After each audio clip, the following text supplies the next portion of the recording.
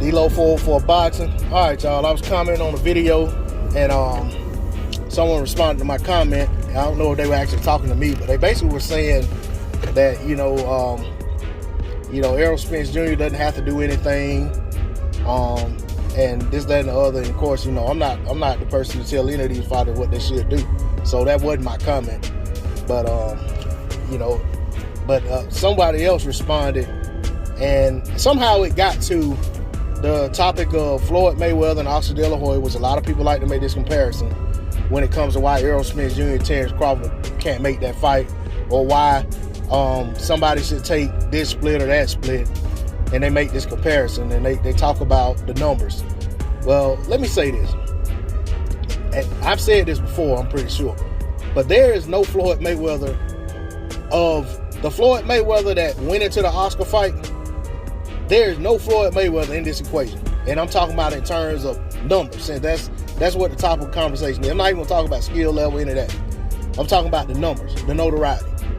There is not a Floyd Mayweather of who Floyd was at that point before the Oscar fight in this equation, in terms of what these guys have done. And you could say collectively, these guys aren't what Floyd Mayweather was. And if these guys collectively aren't what Floyd Mayweather was going into the Oscar fight, clearly there's no Oscar in this equation. Not where Oscar was at that point. It doesn't exist. That doesn't exist in boxing today, period. And collectively, these two guys aren't Floyd or Oscar. So that comparison just doesn't yield weight, because it's just, you're talking about some multipliers that just, if you look at it apples to apples, it's 100 apples to every one apple by comparison. So it's just, I get where people try to go there. I get where people try to bring up that comparison and use that as a example of why somebody should just take what the other person's offering because of what they could gain. When you think about what Floyd Mayweather had to gain by taking and agreeing to all the terms that Oscar put forth, it was in his best interest to take that. Floyd also wasn't on his way out of the sport. So there's a lot to take into consideration. Now, I don't care what these guys take. I'm not saying Terrence Crawford should take 40%. I'm not saying he should take 30. I'm not saying take 45. I'm not saying Errol Spence should give 50%. I'm not saying any of that. All I'm saying is that comparison doesn't hold water to what we're seeing today. It just doesn't. You're talking about Floyd being an up-and-coming, on-the-rise pay-per-view star, and a guy who was the face of boxing at that time. The cash cow, the pay-per-view guy that was consistently cranking out millions of pay-per-view buys.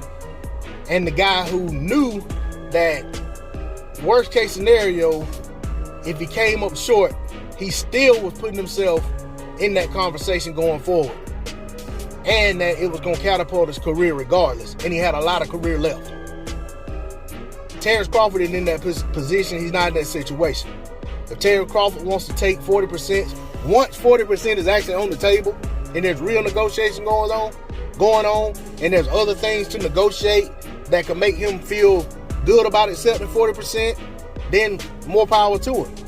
If Errol Spence Jr. chooses to give 50% because of other things that are negotiated into the contract that make him feel like, okay, if I get all of that, you can have your 50%.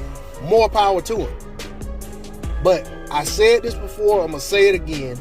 There's a lot more that goes into fight negotiations than what a purse split is. And a fighter is not going to make a fight happen because he offers another fighter percentage, and then that fighter accepts it. It does not work that way. There are no offers on the table. There are no known negotiations going on between Errol Spence Jr. and Terrence Crawford. So stop telling me to tell Bud Crawford that he should take 40% if I want to see the fight. If Bud Crawford said today, I'll take that 40%, I want to see the fight, we would still be a hell of a long way from seeing that fight based on that happening. So I'm trying to be patient, but I'm running out of patience because your Dennis Ugas should be the last piece of the puzzle on Errol Spence's side of the street.